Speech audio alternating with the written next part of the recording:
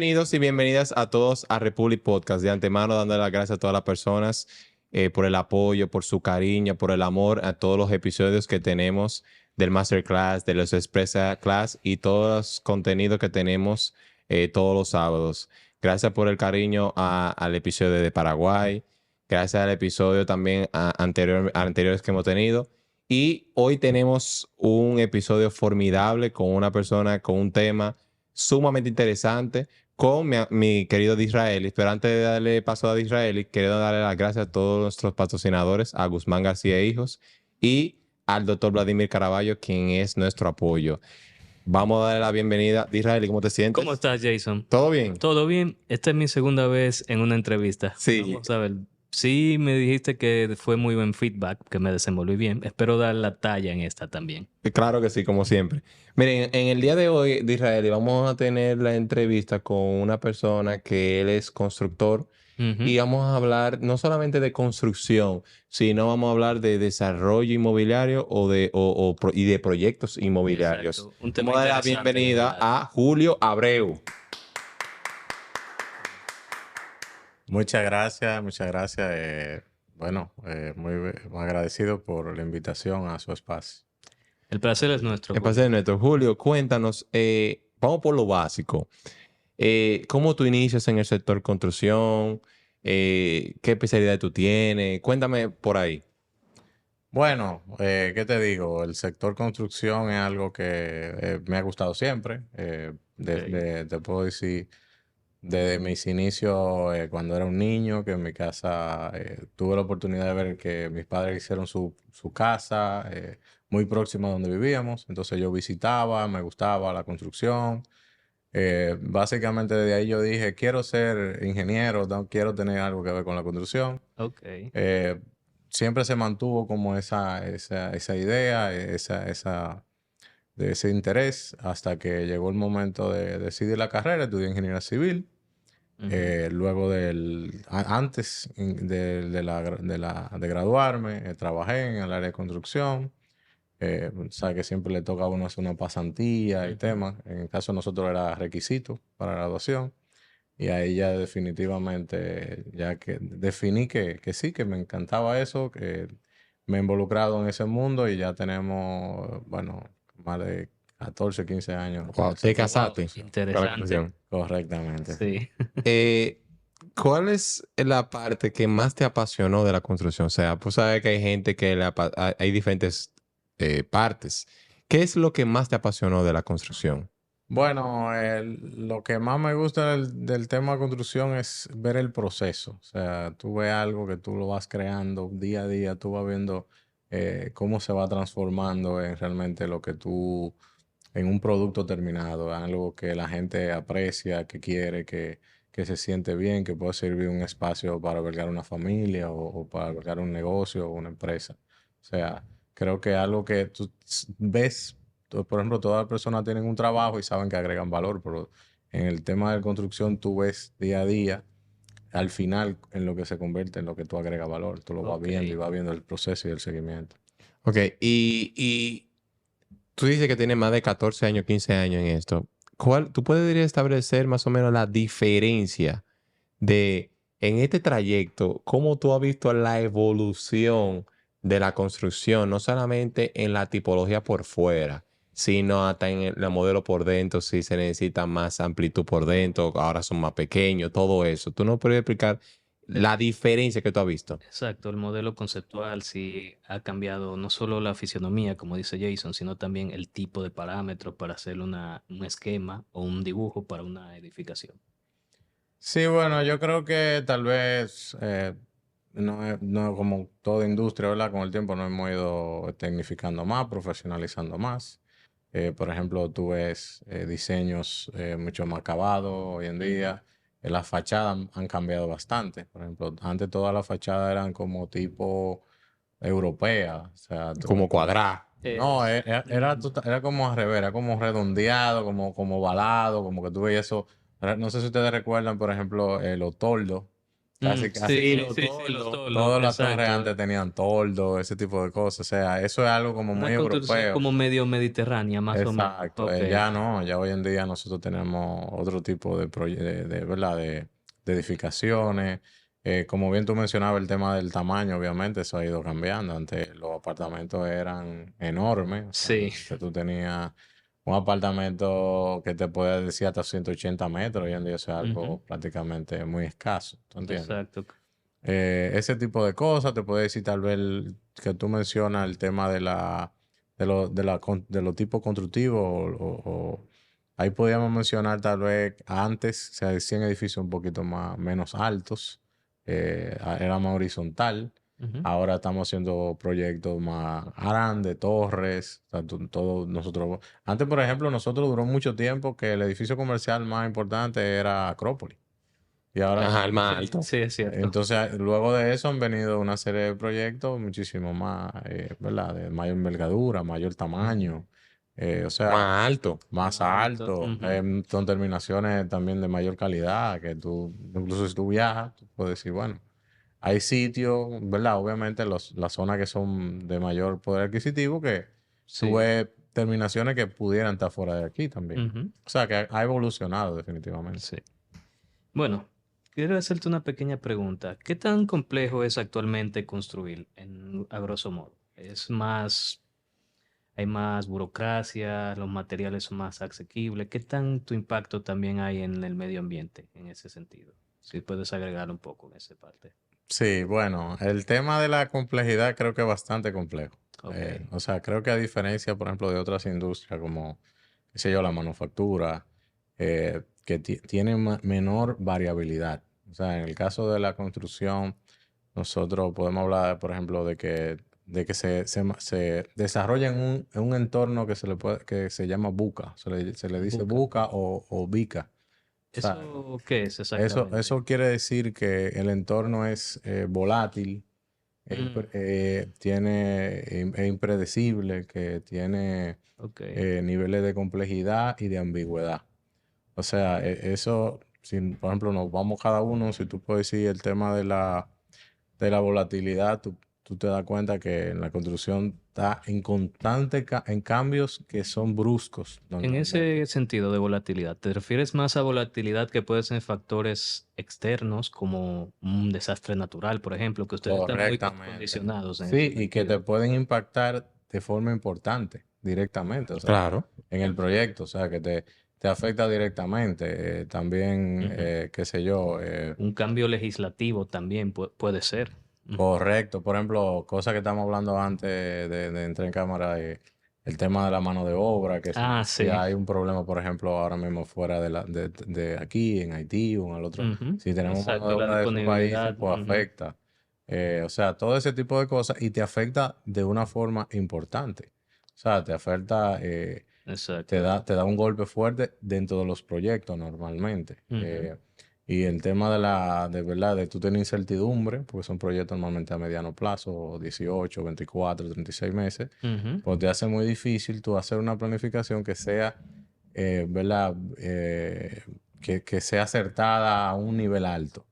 Eh, Vale. ¿Entiendes? El tema de la Ujú. complejidad por los niveles de De procesos que proceso, tú tienes exacto. Ujú. los equipos, normalmente tú usas muchos equipos multidisciplinarios y contratados. Eso No. te iba a preguntar. ¿Ustedes normalmente subcontratan? Porque me imagino que hay algunas empresas que se dedican a darle ese tipo de equipos para la construcción, porque es muy difícil tener toda la maquinaria y el complejo que debe ser mover cada eso, tipo de Sí, lo cosas. que pasa es que nosotros hacemos un producto en la construcción que es prácticamente único. O sea, es un único producto. Un edificio es Ujú. un edificio.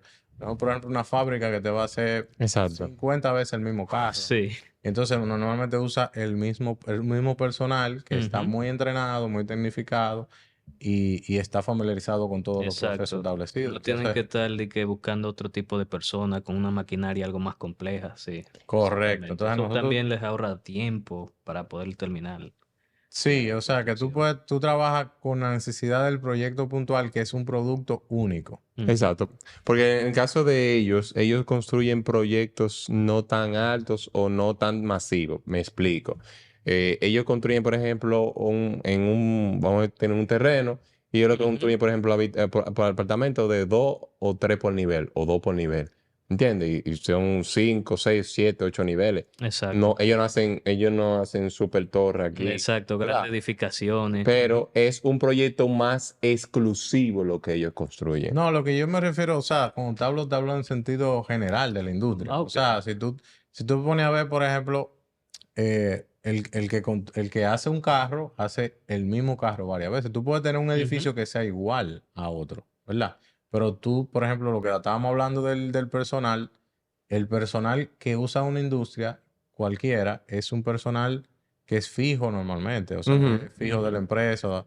En este caso son trabajadores que tú subcontratas, como tú mencionaste, tú contratas por un proyecto puntual y normalmente, por ejemplo, aquí en República Dominicana no contamos normalmente con un personal que sea a nivel técnico alto, que sea abundante, ¿verdad? Ok. Entonces, ese personal normalmente va fluctuando entre los proyectos, independientemente tú puedas tener muchos proyectos, eso pasa. O sea, eso te afecta, como yo te decía, en el tema de tú tener, de aumentarte la complejidad, como tú me mencionabas antes, ¿tú entiendes? Ok. Mira, aparte de los factores externos, ¿qué cosas pueden retrasar un proyecto? Me explico. Hay muchos clientes que tienen duda de que no me han entregado a tiempo. Ujú. Sabemos que hay muchos múltiples factores. Claro.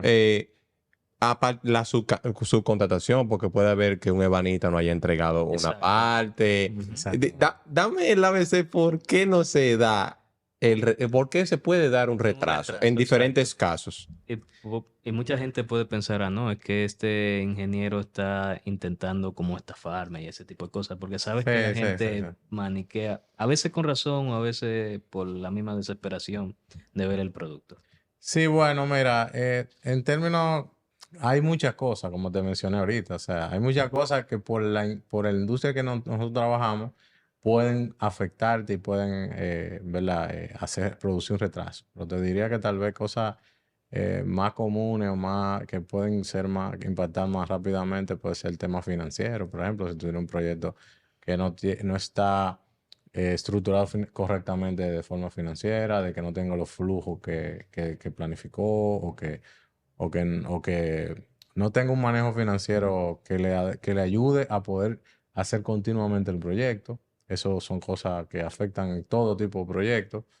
Eh, Temas, por ejemplo, de suministro, por ejemplo, si todos se recuerdan en la pandemia, por ejemplo, que Ujú. nosotros Sí, tuvimos. hubo, Sí, que hubo hubo una tema. escasez de suministro por la logística y ese tipo de cosas, Exactamente, o sea, habían para unos temas importar algunos materiales. Ujú. con los fletes, aparte de que subieron los costos, se dispararon más de 10 veces. Aparte de eso, o sea, cosas que te duraban 3 meses, después te duraban 6, 9 meses. Exacto. Entonces eso afecta directamente a un proyecto porque los trabajos de construcción son continuos. O Ujú. sea, tú no puedes volarte un proceso y decir, bueno, ahora no me llega este material, voy a seguir con Es este. como una pirámide. Exacto. Terminamos aquí, Exacto. seguimos aquí y así continuamente. Exactamente. O sea, esas son cosas como que te puedan afectar, como la misma mano de obra. Si tú tienes algún problema puntual en un momento de escasez de mano de obra, se te puede afectar.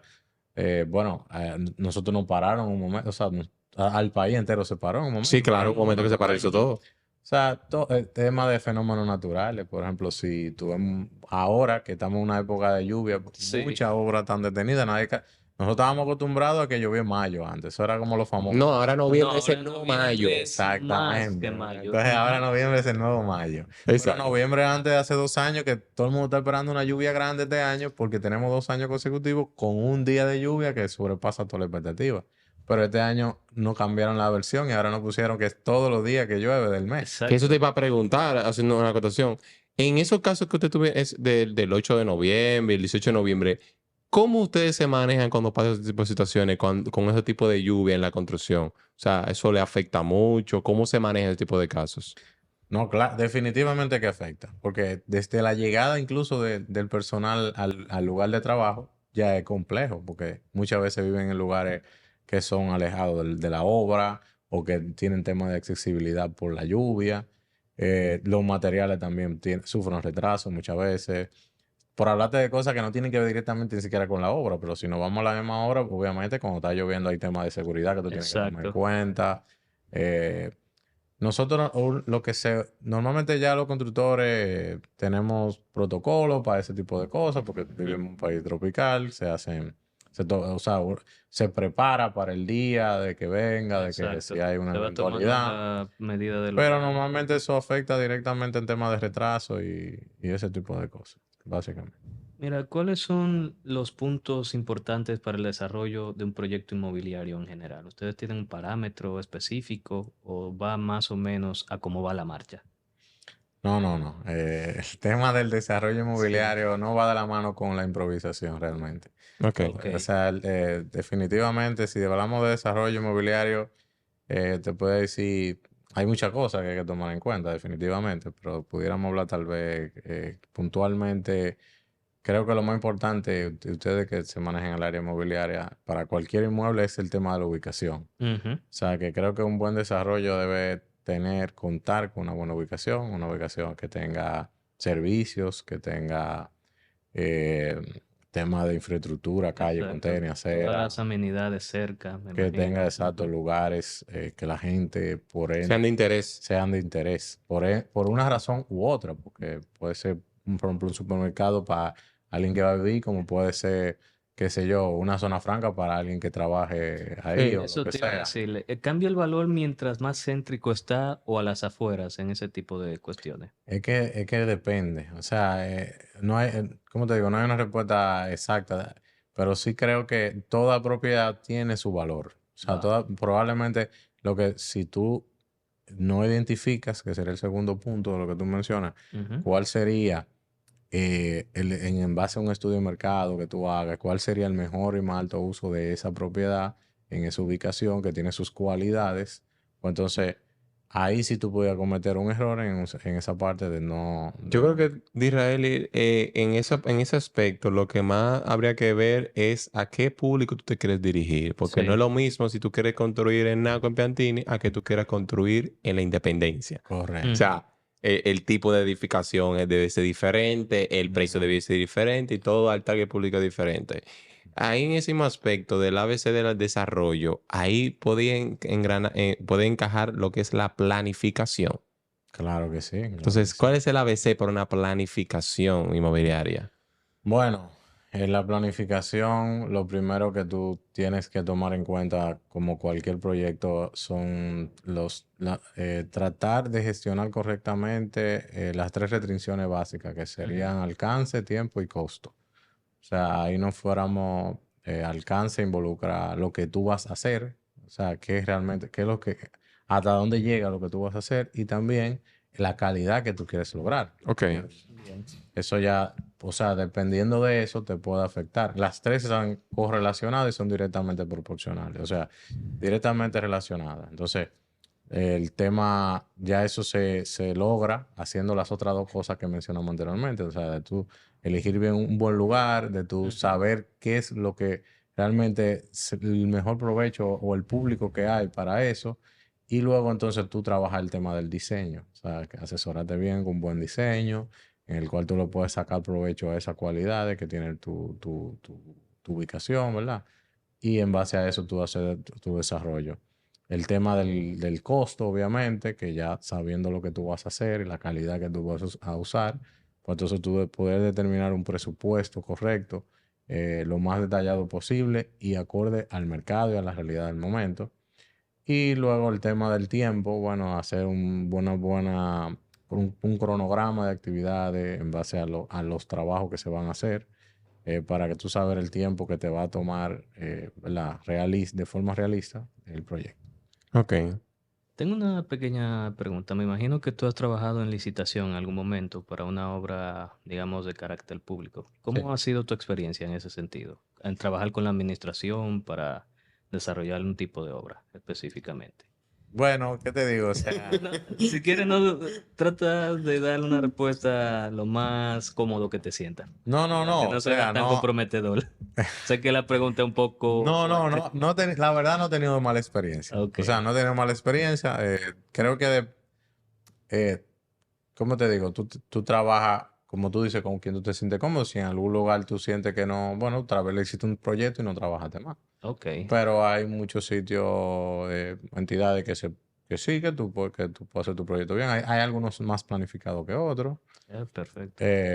Normalmente ya ellos saben lo que quieren, o sea, normalmente ya tienen un plano, ya Ujú. tienen tu presupuesto en base a ya algún alcance que ellos te han dado y ese tipo de cosas.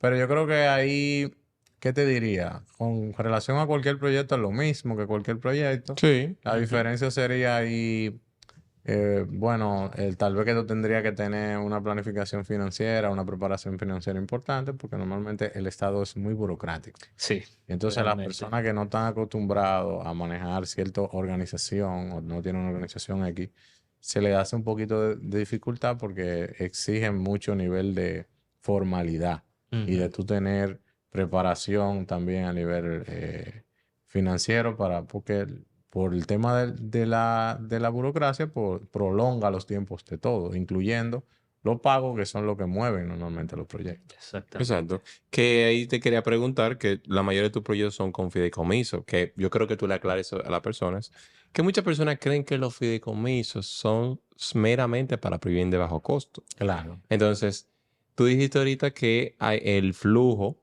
puede afectar Ujú. al cronograma de lo que es un proyecto. claro. Entonces, vamos a basarnos en el fideicomiso, que eso puede ayudar no solamente al flujo, sino también a que se puede poner en proyectos de alta envergadura.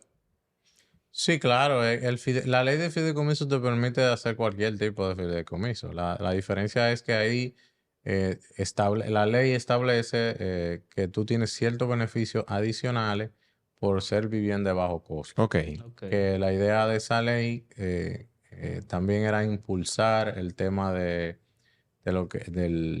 que se puedan crear las condiciones para aplacar un poco el déficit habitacional que hay, Ujú. o sea, de que se te produzcan más vivienda y principalmente de bajo costo para ese grupo. Ahora bien, no es limitante.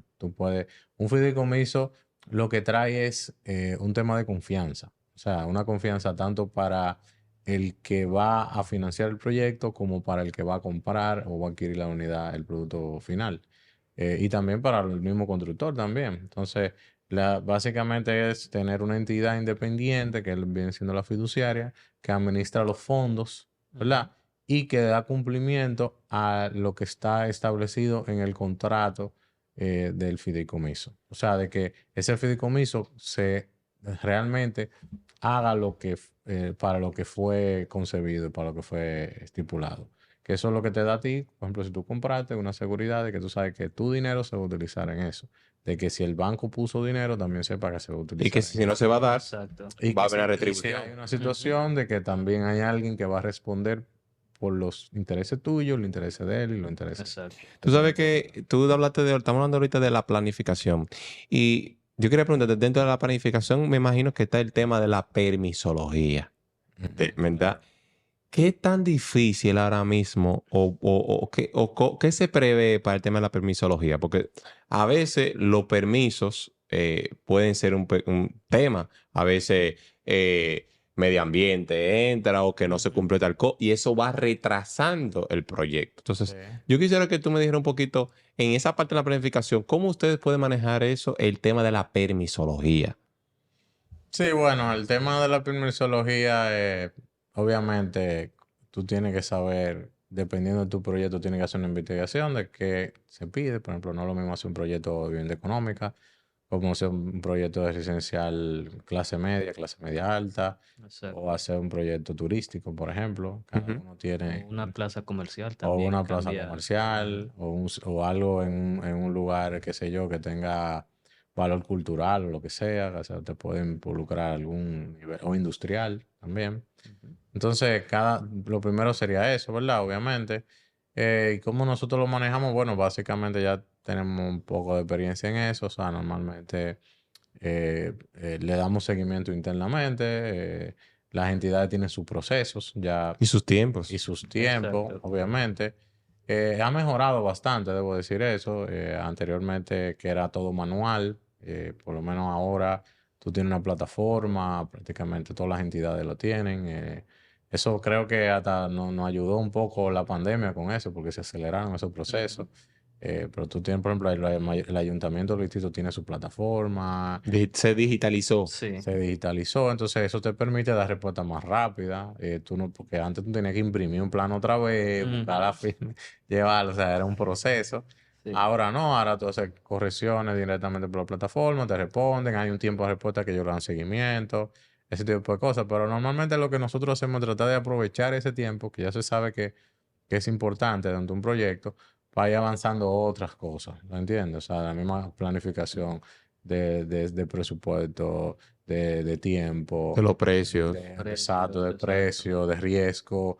Ya con ciertos niveles de cosas, de aprobaciones, tú puedes haciendo preventa, por ejemplo. O sea, la idea es tú tratar de machar para que el proyecto no se vaya a ver afectado en el tiempo total y también a veces ese tiempo te sirve para que los clientes también tengan mayor tiempo para poderte Pagar. pagar, hacerte los Ok. pagos, que a veces el cliente eso lo valora mucho. En la permisología, como dice Jason, y siguiendo esa pregunta, ¿hay una jerarquía de qué institución hay que dirigirse directamente en ese sentido? Si puedes explicar más o menos cómo sería un proceso. Sí, claro. Normalmente el primer lugar donde tú quieres tienes que ir primero es el ayuntamiento. Sí. Luego del ayuntamiento sigue el medio ambiente. Normalmente aquí para la construcción exigen una certificación de impacto mínimo. Ujú. Eh, Hay un, ¿sabes el número del impacto mínimo, más o menos? Así hay un estándar Un establecido. estándar de mínimo, un 1%, un tanto por no, ciento. no, así que se llama, Ah, ok. así que se llama Ok. el No hay permiso de de que ellos. una Se llama nomenclatura mínimo porque específica. no es, o sea, nosotros no, o sea, la construcción no es una industria, pero no es igual que, qué sé yo, que tú Una zona fabricas. Una franca. zona Exacto, que tú franca, fabricas algo con exacto. plástico y tú vas a tener que tener una planta de tratamiento, no, o sea, Una es industria mínimo porque tú vas a agroquímica, exacto. ensuciar tal Ujú. vez con los botes que tú tengas y ese tipo de cosas. La Ok, calle se vale. ve ensuciada. Exacto. Entendido. Entonces, por eso se Ujú. llama impacto mínimo, pero medio ambiente, luego, bueno, tú tienes, dependiendo del caso, pero si es residencial común, ya sería el Ministerio de Vivienda. Ok. Que ahí te ven ya todo lo que tiene que ver, lo técnico, estructural, sanitario, Ujú. eléctrico, ese tipo de cosas. Y en honestidad, ¿cuáles son los documentos de la institución que más dan trabajo? Sí. No te voy a meter al medio, pero por ejemplo, tú dices, este documento, el que más, El poco el que más dicen, tiene más que complejo corregirlo para tantas tenerlo. veces. Mira, Exacto. te puedo decir que depende, porque por ejemplo, aquí en la ciudad, no es mi experiencia, te puedo decir, porque tal vez no me tocó en el momento que hubo la crisis, pero lo que he escuchado mucho que con medio ambiente ha habido temas últimamente. Yo lo he escuchado eso en el interior, Sí, en las provincias. en las Bueno, provincias. bueno, lo que nosotros, por la relación que he tenido con la asociación es que en todo lado tenía problemas de medio ambiente. Ah, ya. Pero ya yo había pasado por ahí, o sea que no te sé decir porque no Ok. tuvimos Ok. problema nosotros. Bien. Y, y después de ahí, bueno, por ejemplo, en zona turística, turismo estaba tardando bastante. Ujú, Eh, pero ya fuera de ahí son tiempos normales, porque el que más debería de tomarte es el Ministerio de Vivienda, que ujú. es que aprueba realmente la licencia, te pide prerequisito todos los demás, porque esa ve ya todo el proyecto. O sea, te ve la parte arquitectónica, ve la parte de electricidad, lo sanitario, o sea, ve todo. Entonces son técnicos, cada cual, lo estructural, o sea, entonces cada técnico de eso va haciendo revisiones de lo que tú presentaste y tú vas haciendo correcciones en base a lo que ellos dicen o si hay algo que tú no estás de acuerdo, que se ponen de acuerdo, ese tipo de cosas.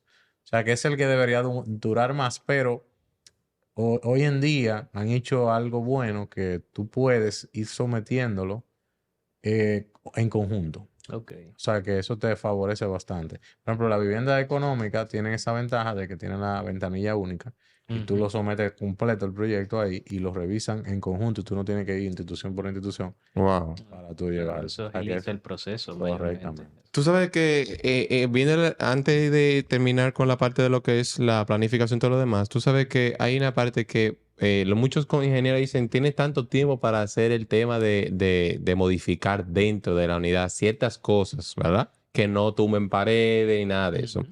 Sí. Cuando una persona haga una modificación dentro de ese tiempo, ese lapso, esas modificaciones no deben estar sometidas a unas instituciones. O hay un parámetro para decir, por ejemplo, mira, yo sometí el plano de este proyecto o de que van a haber varios apartamentos de varios tipos. Si, o sea, no hay que cambiar el diseño, resometerlo a una institución. ¿Cómo funciona eso? Bueno, depende de lo que tú vayas a cambiar, obviamente. O sea, Ok, esa es la palabra Ok. del podcast, ok. pero es que es Bien. real. Si tú vas a cambiar cosas, qué sé yo, habitaciones, baños, cosas así, probablemente sí, probablemente sí tenga que someterlo. Pero si tal vez, si el edificio aporticado, o sea, que no carga los muros y eso, y tú vas a mover un muro, pues probablemente Ujú. no sea algo que sea significativo. O sea, depende de lo que tú vayas a hacer.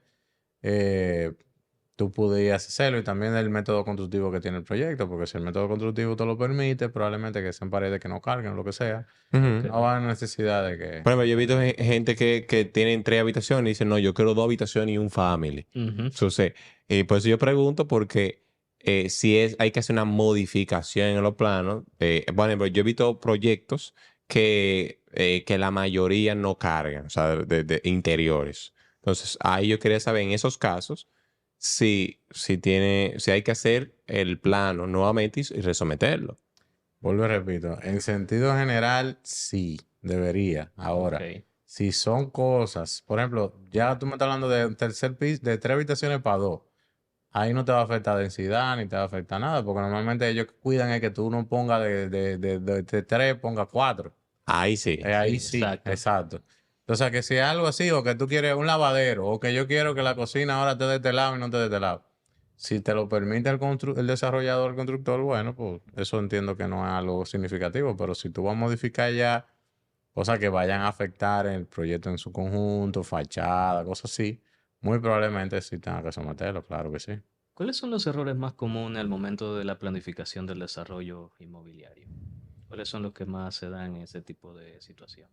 Si te ha pasado alguna Bueno, experiencia. ¿qué te digo? Errores más comunes sería un poquito complejo, pero te puedo decir que tal vez no definir un alcance correctamente, o Ok. sea, tú decir, no saber exactamente.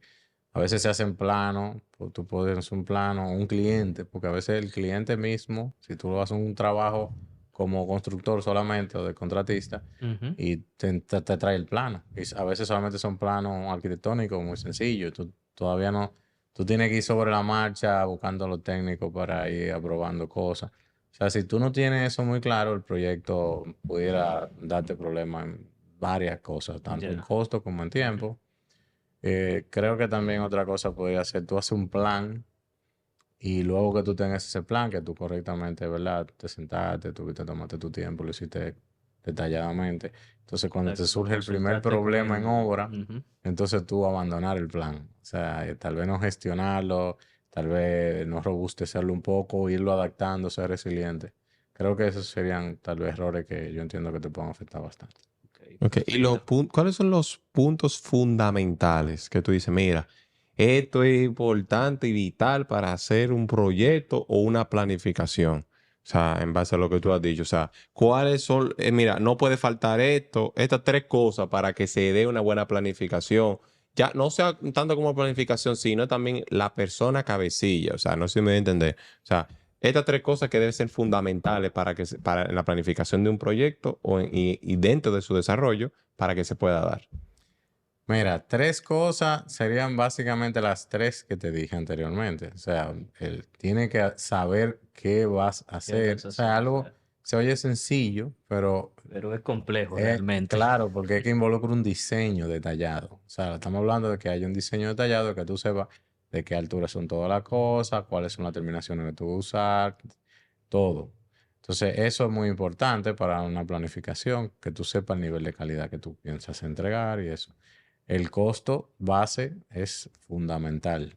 Tú tienes que saber cuánto te van a costar, o sea, tú tienes que hacer una estimación de costo y el tema del cronograma, de hacer un buen cronograma, de por lo menos base, de tú sabes cuánto tiempo te pueden tomar hacer las actividades y cuándo tú pudieras terminar el proyecto, es fundamental.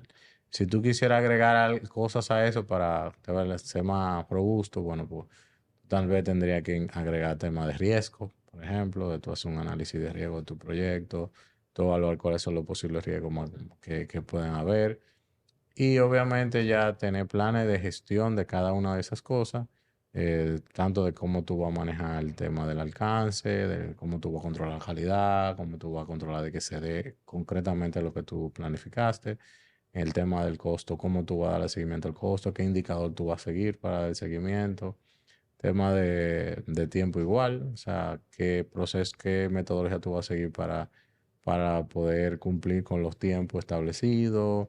eh, y yo creo que también es un tema de coordinación muy importante, o sea, de tú tener buena comunicación, un plan de comunicación importante, tú tener también el tema de establecer jerarquías, o sea, establecer la gobernanza del proyecto, o sea, quiénes son los responsables de cada cosa, Exacto. para que claramente todo el mundo, porque se da muchas veces que hay temas de discusión o cosas que no se dan por tema de falta de comunicación, sencillamente, o sea, sí. Yo no sabía Que me correspondía hacer esto exacto, o aquello. o que tal decisión la tenía que tomar fulano, o no. Entonces, ese tipo de cosas creo que ayudan bastante. Mira, Julio, para terminar, yo te quiero preguntar esto. ¿Cuáles son las cosas internas del proyecto que retrasan?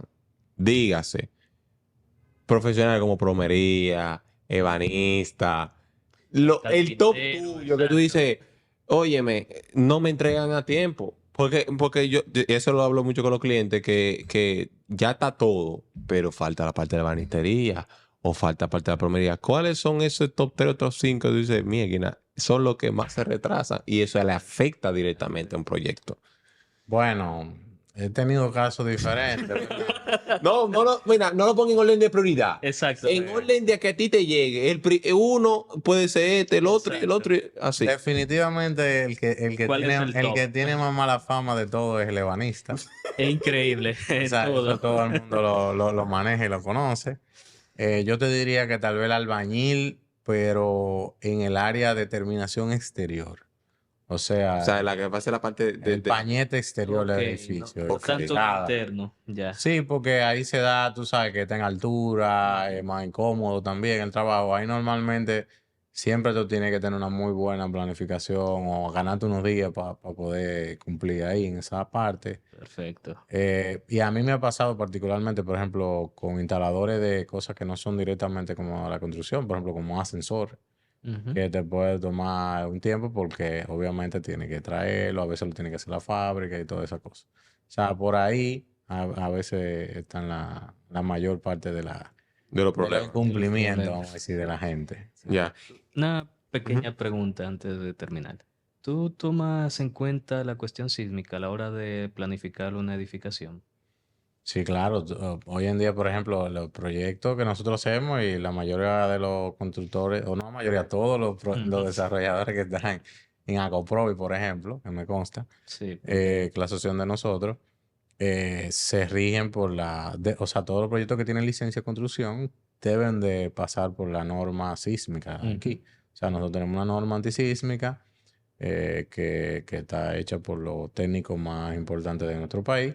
Y en base a eso, todos los proyectos pasan por ese filtro, una exacto. revisión. Por ejemplo, parte de la revisión que hace el Ministerio de Vivienda, por ejemplo, es esa. Entonces, obviamente, todos los proyectos ya de entrada vienen Exacto, para con una evitar, previsión. digamos, un menor impacto, porque no es que vas a evitar al 100% un daño, pero tener la precaución Lo que se inmediata busca es, en temas de diseño, normalmente se busca es salvar la vida de la de la persona. persona. Así es. Exacto. Exacto. Julio, para terminar, por último, tú sabes que hay un tema que ahora me acuerdo y no quiero tratarlo contigo y he visto muchos clientes que se quejan. Ujú. ¿Por qué o cómo una persona que está comprando un proyecto ve que compró un proyecto y en un año ve que esa pintura de fuera se está cayendo a pedazos? Sí. Tú como ingeniero que tú en experiencia, ¿por qué se dan esos casos? Ahora que me llegó esa iluminación que Dios me dio, porque yo conozco mucha gente que casi se sienten mal porque ven esa edificación que parece que tiene 20 años. Y hay mucha gente que incluso, te lo digo a confianza, de que te hablan ahora, yo mejor me voy por un clásico, porque los clásicos ya aguantaron todo. Entonces, en tu experiencia, ¿cuáles son los factores o qué puede pasar porque una edificación nueva se vea vieja o se vea muy desgastada en tan poco tiempo.